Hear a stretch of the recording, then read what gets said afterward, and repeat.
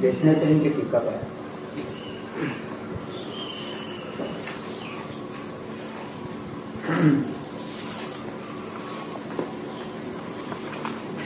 तर जो जीव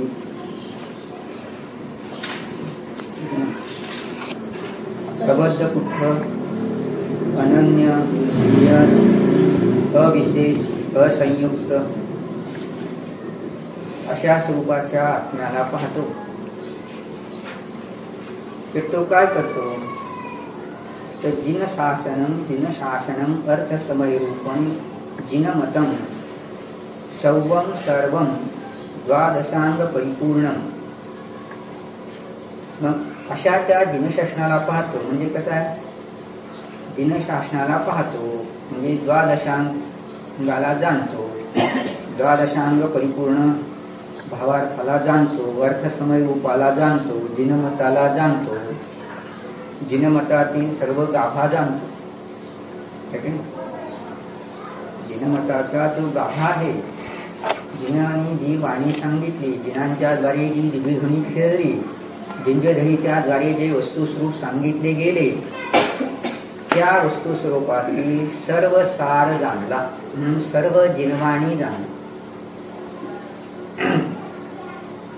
म्हणजे जिनशासन आहे, त्या जिनशासनाला पाहतो की नाही. त्या दिवशी आपल्याला म्हणताना म्हणालो की जीवाला क्षोभ निर्माण होतो. कोणता क्षोभ निर्माण झाला की मला जर ही थोडीशी माहिती झाली आहे, परंतु मला विशेष संपूर्ण माहिती हो म्हणून काळजी निर्माण होती, मला सर्वज्ञ बनले पाहिजे म्हणून काळजी निर्माण झाली. मला थोडी माहिती आहे, मला संपूर्ण माहिती झाली पाहिजे म्हणून काळजी निर्माण झाली. आणि तो म्हणतो की मला हे कसं जमणार, आता कधी होणार, कसं होणार. आणि वस्तुस्थिती काय आहे, जेवढा क्षोभ आहे, जेवढा कषाय भाव आहे, त्या कषाय भावामुळे उलट ज्ञानाचा क्षेत्रक्षम कमी होतो.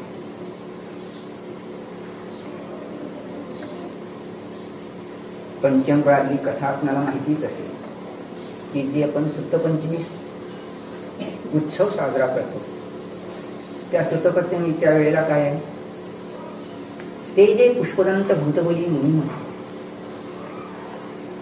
ज्यांनी षट्खंडगामाची रचना केली, त्या पुष्पदंत भूतबली मुनींना कुणी शिकवले, धरसेन आचार्यांनी.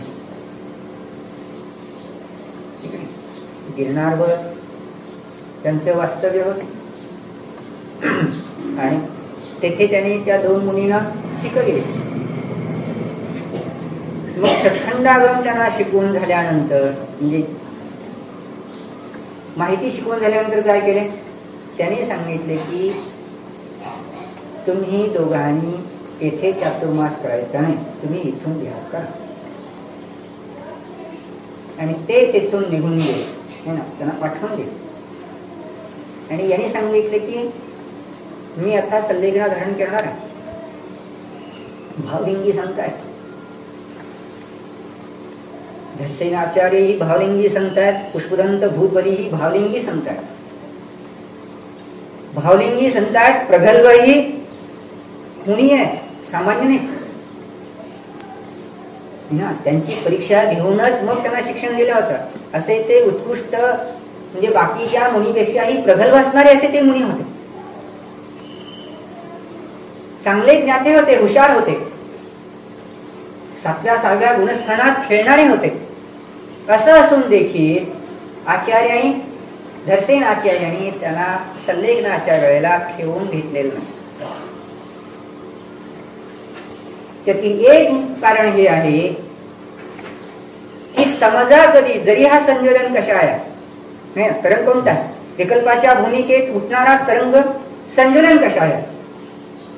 अनुभूतीच्या वेळेला 7व्या गुणस्थानात असताना तर तो नाहीच, पण 6व्या गुणस्थानात आल्यानंतर विकल्पाच्या तरंगात तर माझ्या सल्लेखनेकडे पाहता पाहता जर एखाद्या वेळेस येणार किंचितसा अनुराग निर्माण होईल. कशाय निर्माण होईल तर जे काही शिकवलेलं आहे, जो क्षेपक्षम प्राप्त झालेला आहे तो क्षेपक्षमही नाही है ना. कारण या कशामुळे ज्ञानांतर्मही बांधलं जातं. जसं मोहनीय कर्म बांधलं जातं है ना, मोहनीय कर्म बांधलं जात आहे तसं ज्ञानांतर्म बांधलं जातं. घाती कर्मच अशी घटना घडते. मग सांगायचं काय आहे की जो जे इथे अल्पज्ञ आहे त्याला काळजी निर्माण झाली की माझ्याजवळ थोडासा क्षेपक्षम आहे आणि मग जिनवाणी तर इतकी पडली आणि मग कसं काय होणार आपलं. काळजी निर्माण झाली है ना, काळजी निर्माण झाली तर काय त्या काळजीमुळे फायदा होईल की तोटा होईल. तोटा होतो, नुकसान होते, फायदा होत नाही. कशाय झाल्यामुळे नुकसानच होतो, नुकसानच होतं. तेव्हा मग काय करायचंय, म्हणजेच आकुलता नको आहे. दैनंदिन जीवनात भले ही क्षेपक्षम कमी आहे, मग क्षेपक्षमाची वृद्धी कशाने वाढणार आहे, निराकुल राहिल्यामुळेच, चिदानंदाचा अनुभव घेतल्यामुळेच.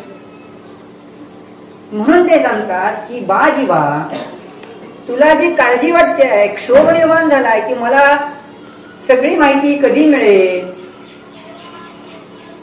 तर काय सांगितलं की काळजी करू नकोस. तुला जरी काही मूलभूत माहिती मिळाली आणि त्यामुळे तू चिंतन करू लागलास तर काय होईल, पुन्हा पुन्हा आत्मानुभव करतोस आणि ज्या आत्मानुभूतीसाठी सगळी जिनवाणी आहे ती तुला तर मिळालेली आहे. तर जिनवाणीचा उद्देश काय, सगळी माहिती सांगण्याचा उद्देश काय, अनुभूती घेणं. शुद्ध आत्मानंद घेणे, शुद्ध आत्म्याला जाणणे, म्हणजे जाणण्यामध्ये काय विषयही कळाला आणि परिणती झाली. म्हणून क्षोभ नको. तू जर ध्रुवाला जाणू लागलास तर ध्रुवाला जाणता जाणता तुझा क्षेपक्षम आपोआपच वृद्धिंगत होईल आणि केवळ ज्ञान पर्याय प्रगट होईल. तेव्हा विशेष माहिती जाणण्यासाठी काळजी करू नको. तेव्हा तुला ही 5 विशेषणं दिली असतील किंवा कुठे 2 विशेषणे सांगितली असतील, कुठे 4 विशेषणे सांगितली असतील, पण तू जर मूलभूत माहिती मिळवली असतील, बरोबर वस्तू स्वरूपातली मूलभूत, त्याला फंडामेंटल म्हणतात की नाही, ती जर मिळवलेली असेल तर तू मार्गावर आहेस आणि मार्गफल तुला पूर्ण मिळेल. मग विशेष क्षोभ करण्याचं कारण नाही, काळजी करण्याचं कारण नाही, आनंदी जगायचं सगळ्यांनीच आहे. म्हणून भगवान म्हणतात की बाबांनो, 5 विशेषणाने जाणली, कोणी 10 विशेषणाने जाणली, 1000 विशेषणाने जाणली तरी तो आत्माच जाणला. कोणी लाख विशेषणाने जाणले तरी आत्माच जाणला. मग अल्प क्षेपक्षमवाल्याने जर आत्मा जाणला तर त्याचा अनुभवच झाला, बरोबर आत्मानुभव घेतला आणि त्या आत्मानुभवात संपूर्ण जिनशासन आले. है ना, जिनशासन आले. तेव्हा अनुभूती म्हणजे जिनशासन, जिनशासन म्हणजेच अनुभूती, ही सिद्धी झाली. मग कशा रीतीने, कथम भूतम अपदेश सूत्र मध्यम, अपदेश सूत्र मध्यम. मग कसं आहे ते, अपदेश सूत्र मध्य आहे. कसे, अपदिश्यते अर्थः येन सहा भवति अपदेश शब्दः द्रव्यश्रुतम इति यावत्. स्पष्टीकरण देतात, उत्पत्ती शास्त्राच्या द्वारे माहिती सांगतात, ज्याच्याद्वारे अर्थ सांगितला जातो है ना, तो अपदेश होतो. तो अपदेश आहे आणि तो अपदेश आहे, जो अपदेश आहे तोच काय, शब्द किंवा द्रव्यश्रुत आहे असं सांगितलं. अपदेश शब्दाचा अर्थ सांगितला काय की शब्द आणि श्रुत जे आहे, सूत्रम परिचित्ती रूपम भागश्रुतम ज्ञान समयः इति यावत्. सूत्र सांगून काय सांगितलं, परिचित्ती रूप भागसूत्र. भागश्रुत म्हणजे काय, ज्ञान समय. तेन त्या शब्द समयेन वाच्यम ज्ञान समयेन परिच्छेद्यम अपदेश सूत्र मध्यम भन्यते. मग त्या शब्दाच्या द्वारे जे वाच्य आणि ज्ञान समयाच्या द्वारे जे जाणले जाते ते असे अपदेश सूत्र आहे. म्हणून सिद्धी काय झाली? द्रव्यश्रुत आणि भावश्रुत. मग संपूर्ण भावश्रुताचं गावा काय? ध्रुवस्वरूप आत्मानुभव घेणं, ध्रुवस्वरूप आत्म्याचा अनुभव घेणं, ध्रुवस्वरूप आत्म्याला जाणणे. जेव्हा आपण सांगतो की आत्म्याचं ध्यान करा, आत्म्याचं चिंतन करा, मग त्या आत्म्याचे मूलभूत सिद्धांत, मूलभूत संकेत माहिती पाहिजेतच, मूलभूत व्यवस्था माहिती पाहिजेच. तेवढी माहिती झालेली आहे ना, मग म्हणतात काम झालं. मग कोणी म्हणे महाराज शिकायचं कशाला, पुस्तकं आणायची कशाला, घेतला होता पैसे खर्चायला.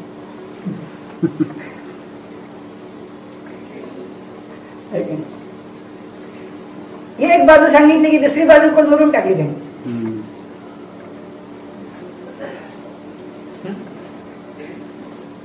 अरे बाबा, जर तुझ्याजवळ पैसेच नसतील, लक्षात घ्या कुठील उपदेश आणि कशा प्रकारचा, जर तुझ्याजवळ पैसेच नसतील, ग्रंथ आणले नाहीत तरी चालते. पण पैसे असतील आणि मग असून त्याच्या जर कुठेतरी घरात पडून राहणार असतील किंवा कुमार्गात खर्च करणार असतील, त्यापेक्षा ग्रंथ घेऊ.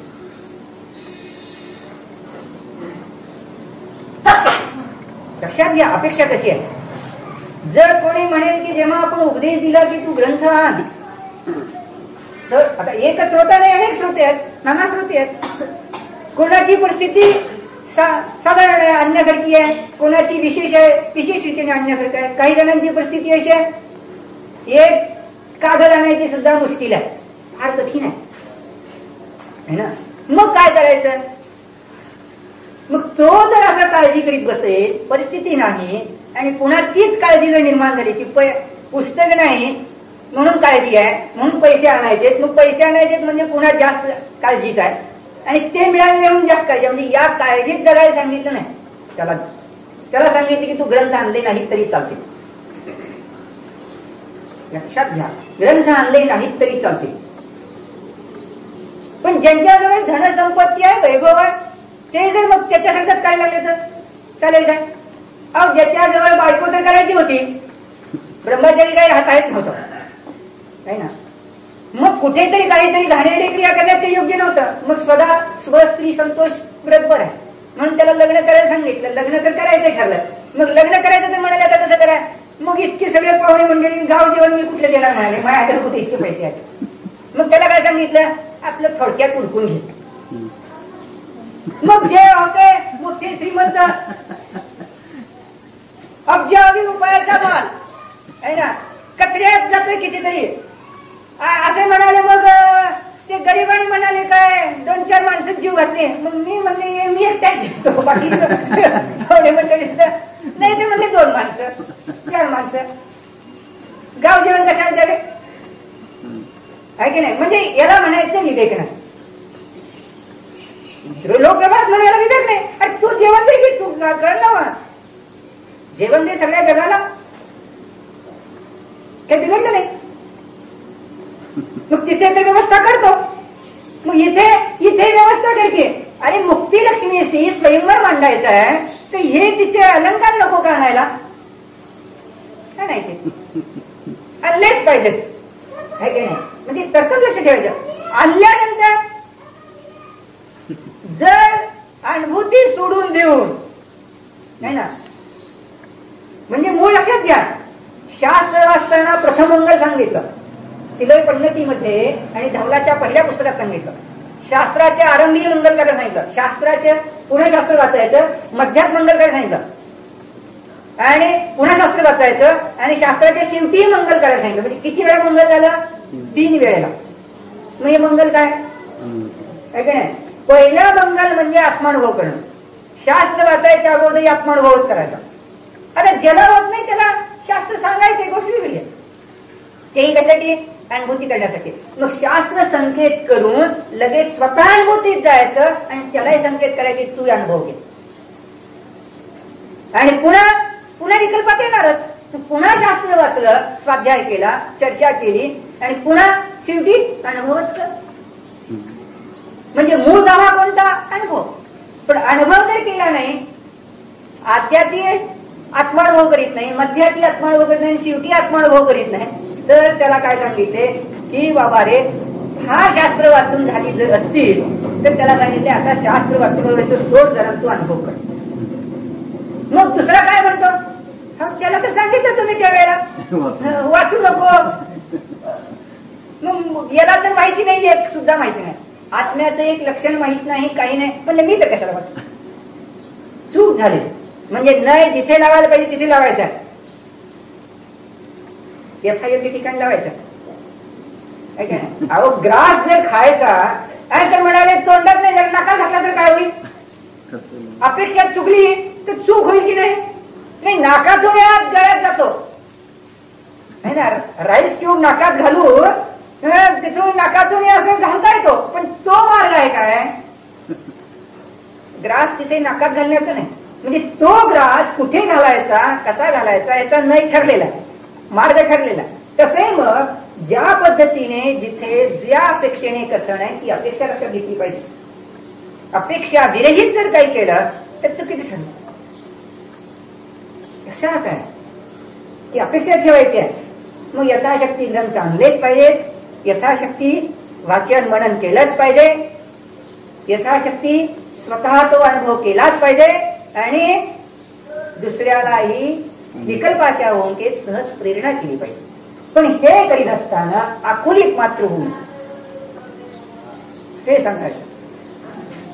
जर तू त्या ठिकाणी पुष्कळ शास्त्र पाठ करायचे म्हणून काळजी करू लागला तर सांगितलं काळजी करू नको, वाचत राहा, काळजी करू नको, लक्षात राहील आहे का नाही? नाही तर तिथे पुन्हा काळजी होते, वाचलं पण लक्षात राहत नाही म्हणून काळजी. तर सांगितलं की काही नाही, मूळ संकेत तर लक्षात राहण्यासारखे आहेत, फार नाही. अहो 6 द्रव्याची 6 विशेष गुण झाले की नाही, 6 द्रव्यांची 6 नावं झाली, त्याच्यातून आपल्याला मूळ ओळखता येते. मग निश्चय नाही, व्यवहार नाही जाणता येतो, पर्यायात्मिक नाही, द्रव्यात्मिक नाही याची लक्षणं बरोबर माहिती आणली तर जाणता येत.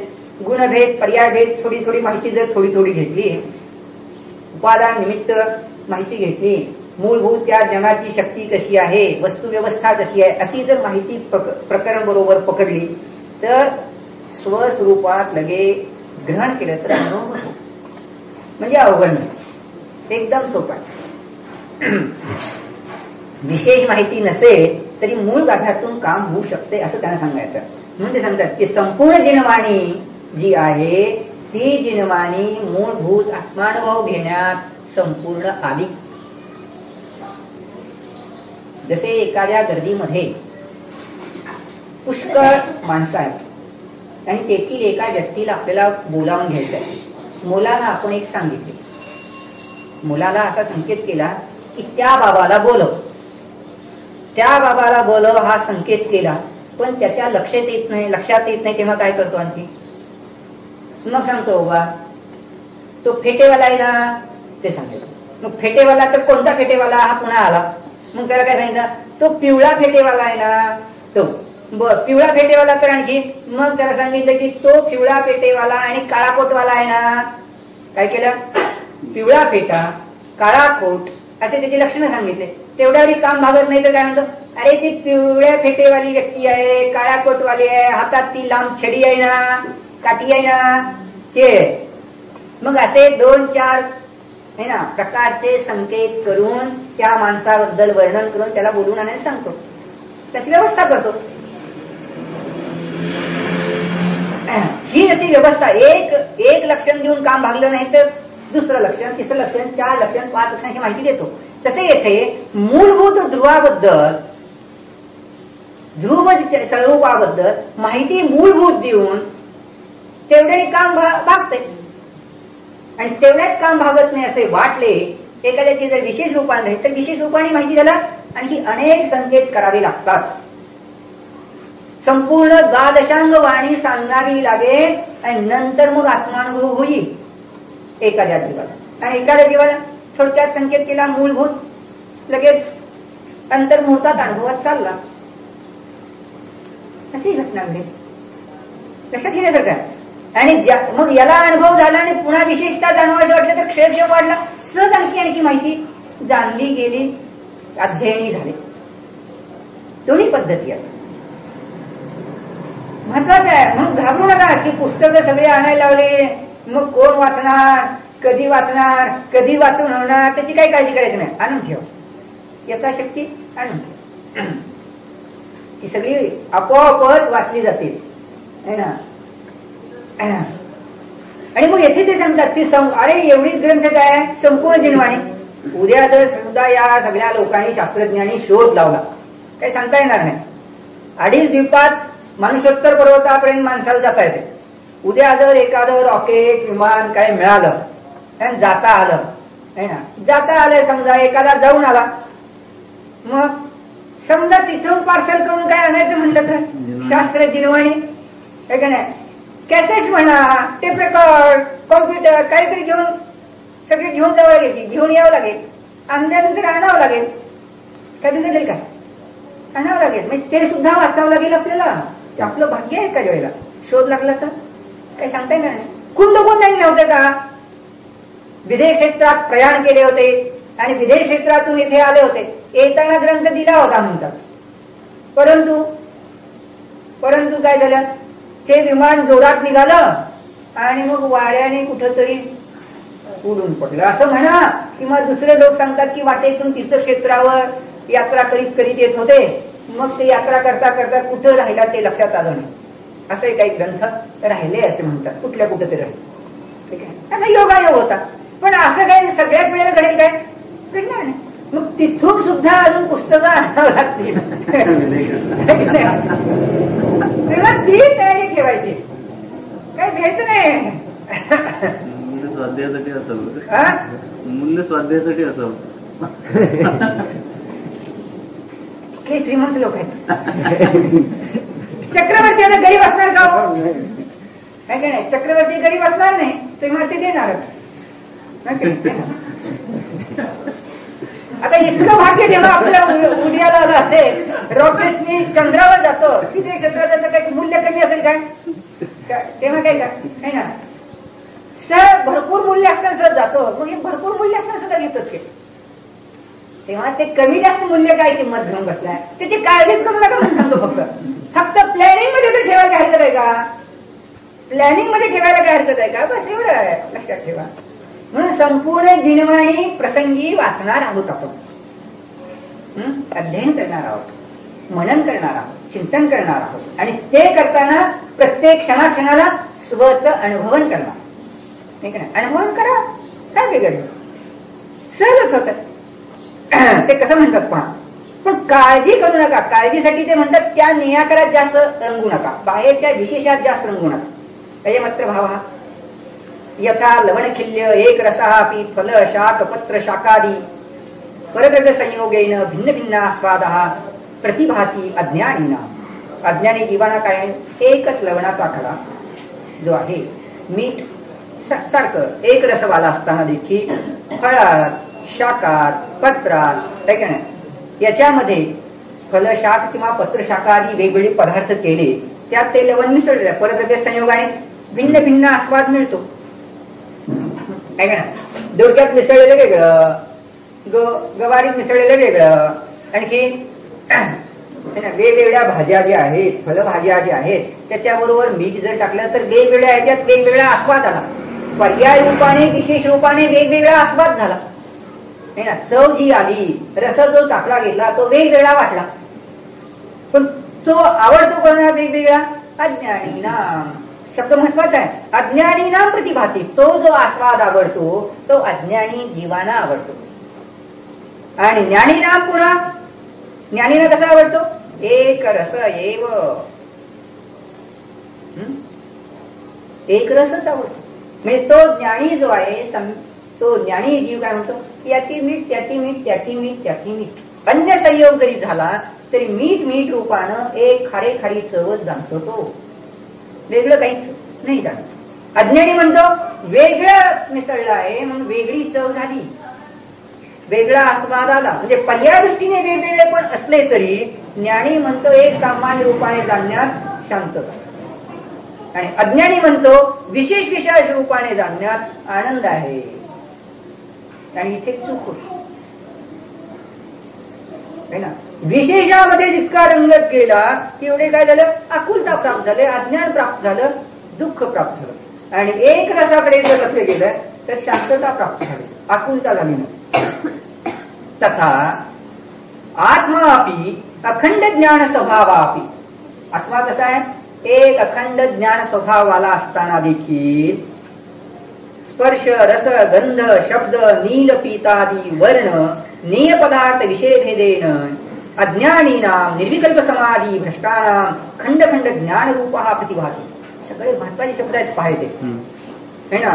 काय ज्ञानाने केले, स्पर्श जाणणार, थंड गरम उष्ण खडबडीत मऊ असे काही ना, जास्त वजनदार हलका वगैरे स्पर्श जाणले.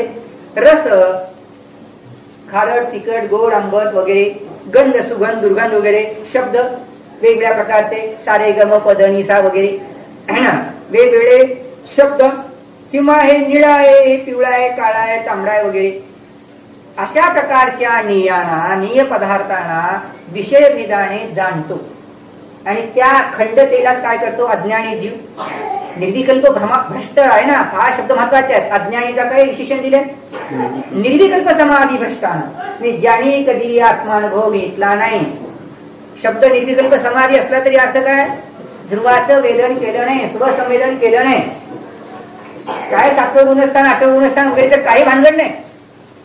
वस्तू स्वरूप जाणून ध्रुवाचं वेदन केलं नाही, तो पहिल्या गुणस्थानावरती मिथ्या दृष्टी जीव, नेयामध्ये लुब्ध असणारा.